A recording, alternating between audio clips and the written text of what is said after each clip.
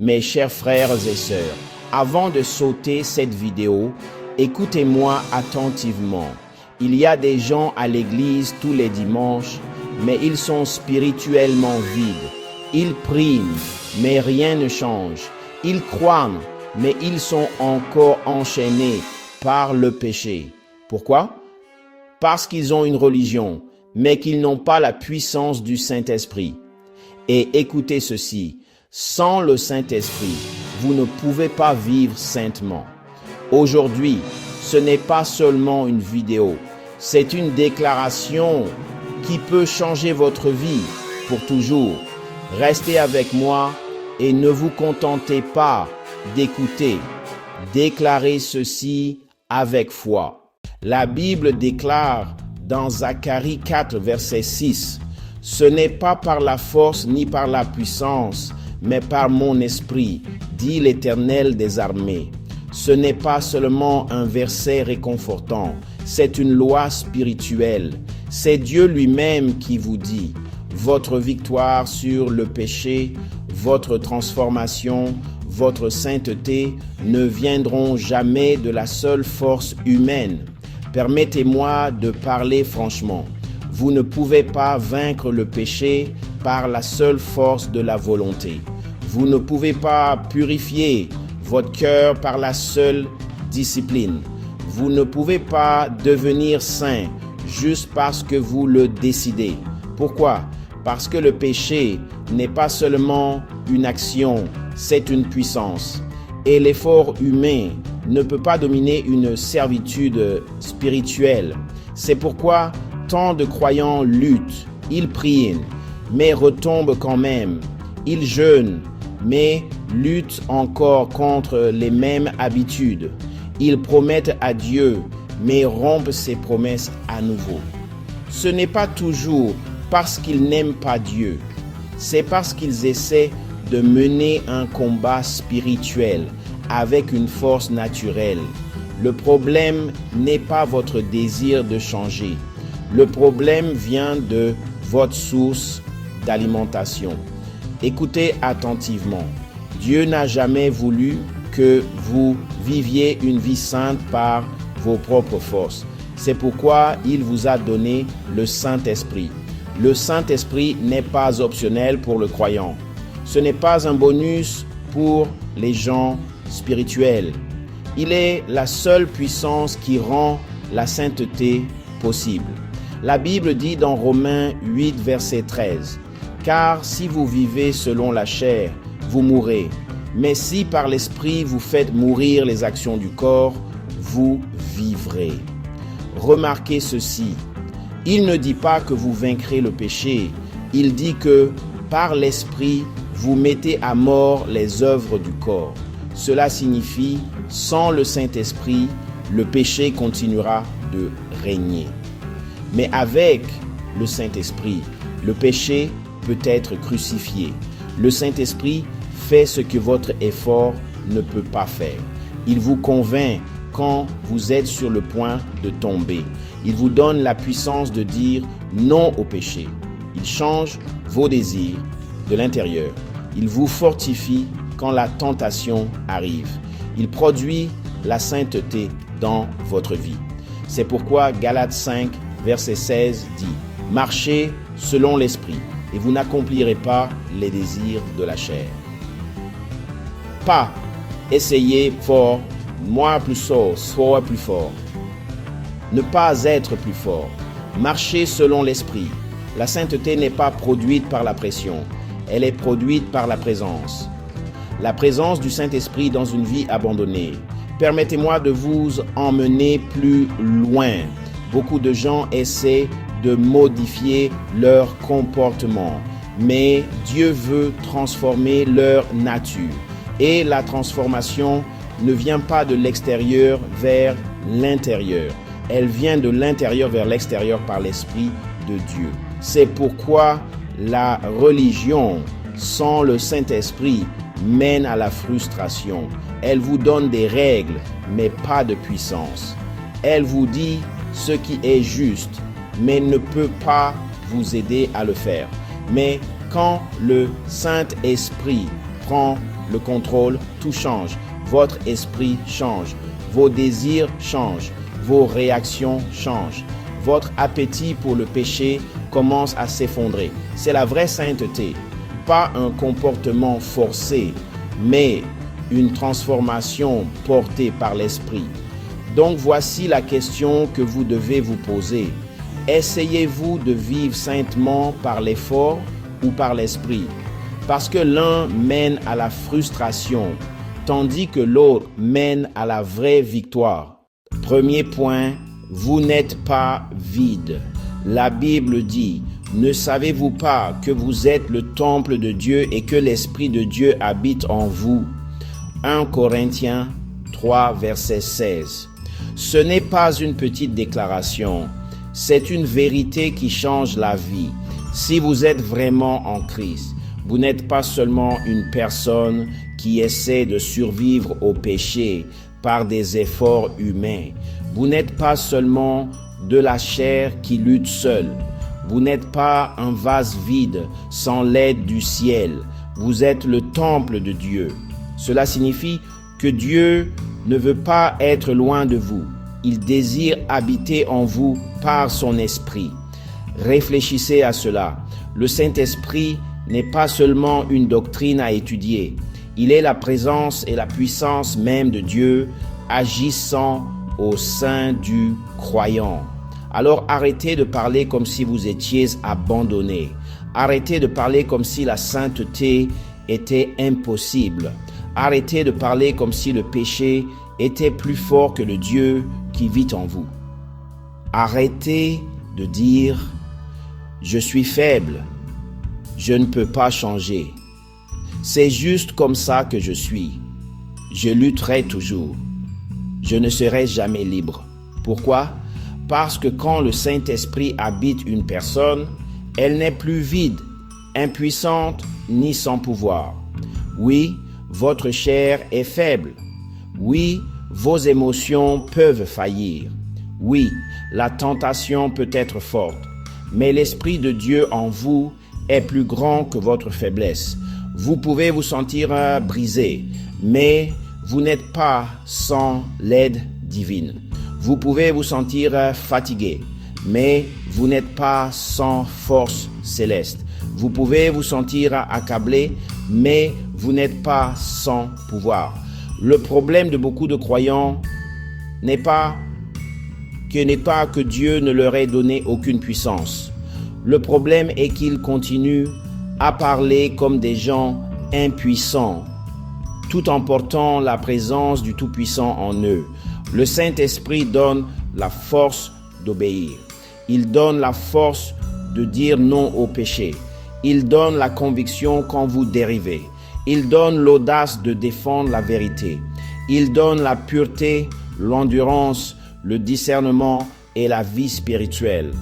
Alors, ne vous réduisez pas à votre passé. Ne vous définissez pas par votre ancienne servitude. Ne construisez pas votre identité autour de votre faiblesse. Si vous appartenez à Jésus-Christ, l'Esprit de Dieu est capable de faire en vous ce que vous ne pourriez jamais faire par vous-même. Cela signifie que la transformation est possible. La victoire est possible. La sainteté est possible. La liberté est possible.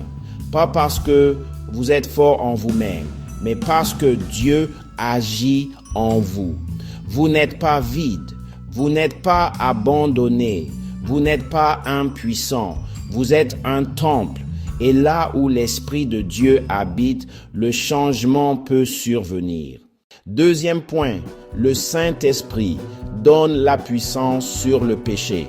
La Bible déclare, « Marchez selon l'Esprit et vous n'accomplirez pas les désirs de la chair. » Galates 5, verset 16. Ce n'est pas un conseil, ce n'est pas une citation motivante, c'est un commandement divin soutenu par une promesse divine.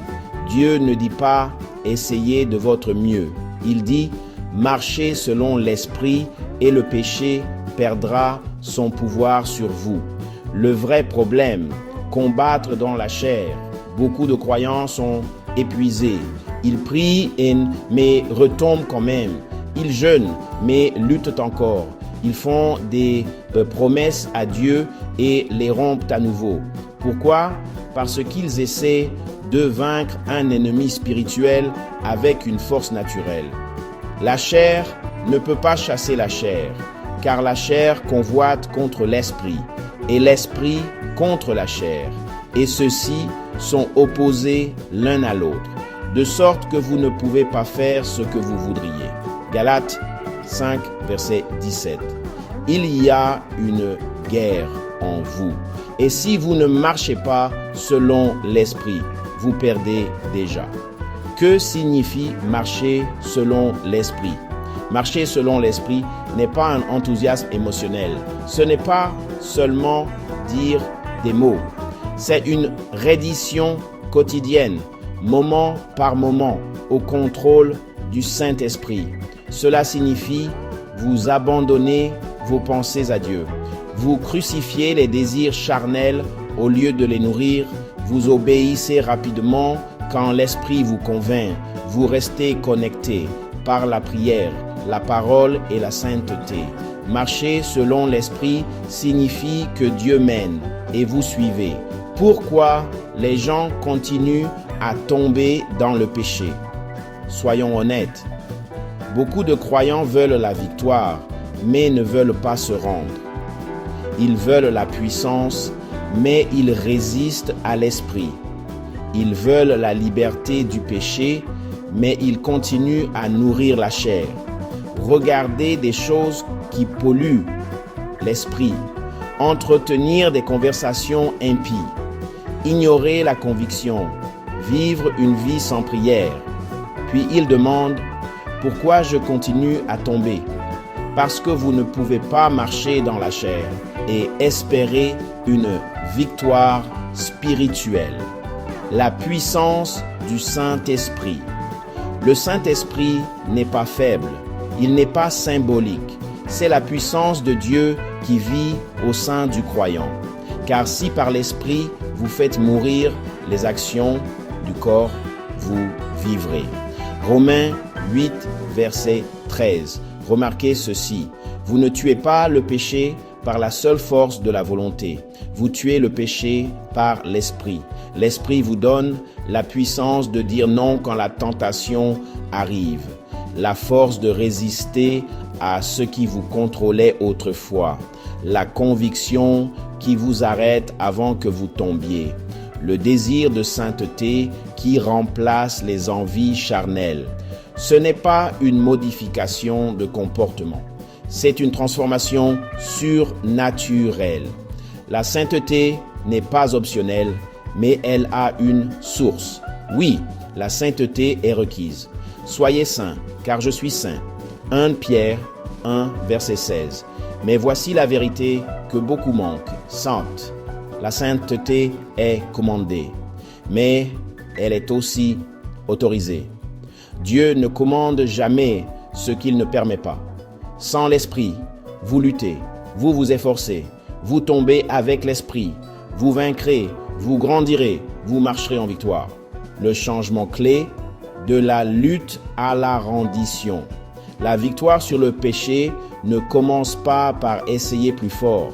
Elle commence par aller plus en profondeur. Arrêtez de dire « Je vais combattre ce péché ». Commencez à dire « Saint-Esprit, prends le contrôle ». Parce que la vie chrétienne n'est pas vous essayez de vivre pour Dieu. C'est Dieu vivant à travers vous. Si vous tombez constamment dans le péché, le problème n'est pas que Dieu vous ait abandonné. Le problème est le suivant. Vous ne marchez pas selon l'Esprit. Et aujourd'hui, cela doit changer. Seigneur, enseigne-moi à marcher selon ton Esprit, car sans toi, je ne peux pas vivre saintement. 3e point, la transformation est réelle et ne vous conformez pas au monde, mais soyez transformés par le renouvellement de votre intelligence, afin que vous discerniez quelle est la volonté de Dieu, ce qui est bon, agréable et parfait. Romains 12, verset 2. Le Saint-Esprit ne vous rend pas à l'aise dans le péché. Il change vos désirs. Si rien ne change dans votre vie, vous devez vous demander, marchais-je vraiment selon l'Esprit? Et ne contristez pas le Saint-Esprit de Dieu, par lequel vous avez été scellés pour le jour de la rédemption. Éphésiens 4, verset 30. Écoutez attentivement. Vous ne pouvez pas déclarer le Saint-Esprit et vivre dans un péché caché. Vous ne pouvez pas parler de bénédiction tout en entretenant les ténèbres. Dieu ne se moque pas. Si vous résistez à la conviction, si vous justifiez le péché, vous attristez l'esprit même que vous prétendez avoir. Dites ceci à voix haute. Je déclare que le Saint-Esprit vit en moi. Je déclare que le péché ne me contrôlera pas. Je déclare que mon esprit est renouvelé. Je déclare que je marche dans la vérité. Je déclare que j'ai la puissance, pas la peur. Je déclare que ma vie reflètera Jésus-Christ. Maintenant, arrêtez. Ne vous contentez pas de répéter des mots. Examinez votre vie. Vivez-vous dans le péché? Cachez-vous des choses à Dieu? Résistez-vous à la conviction?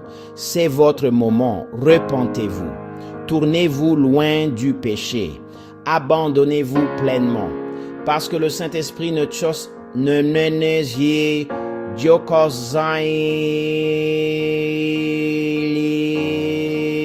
pas une vie divisée. Si ce message vous convainc, ne l'ignorez pas. Abonnez-vous à cette chaîne pour plus de vérité qui vous prépare à rencontrer Dieu dans la sainteté. Partagez cette vidéo avec quelqu'un qui a besoin d'être éveillé.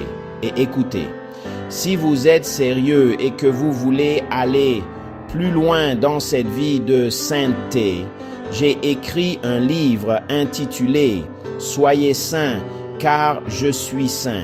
Ce n'est pas seulement un livre, c'est un guide pour vous aider à marcher dans l'obéissance à la parole de Dieu.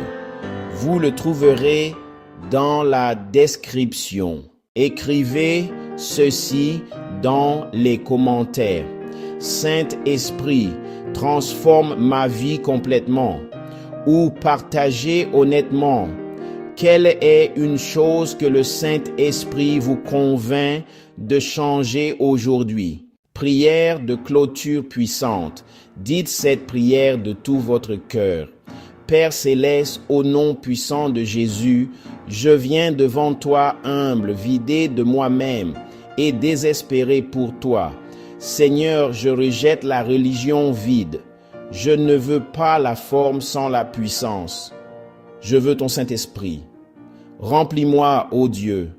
Remplis chaque partie de moi qui est sèche, chaque endroit qui a été compromis, chaque coin caché où le péché a vécu.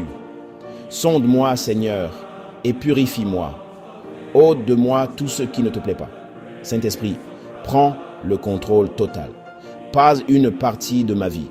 Tout règne sur mes pensées, règne sur mes désirs, règne sur mes actions. Donne-moi la puissance de vivre saintement, pas par ma force, mais par ton esprit. Renouvelle mon esprit, Seigneur. Transforme mon cœur. Brise tout désir impie et remplace-le par une fin de justice. Enseigne-moi l'obéissance. Enseigne-moi à marcher dans tes voies. Enseigne-moi à te craindre. Avec révérence, avec vérité, avec un cœur tremblant. Je refuse le christianisme tiède. Je refuse de compromettre. Je refuse de jouer avec le péché. Parce que Jésus, tu es le seul chemin. La sainteté n'est pas optionnelle. Et toi, ô Dieu, tu ne seras pas moqué. Alors, remplis-moi maintenant. Tout de suite, Seigneur, fais tomber ton feu. Laisse ta présence prendre le contrôle. Et à partir de ce moment, ma vie ne sera plus jamais la même. Au nom puissant de Jésus-Christ, je prie.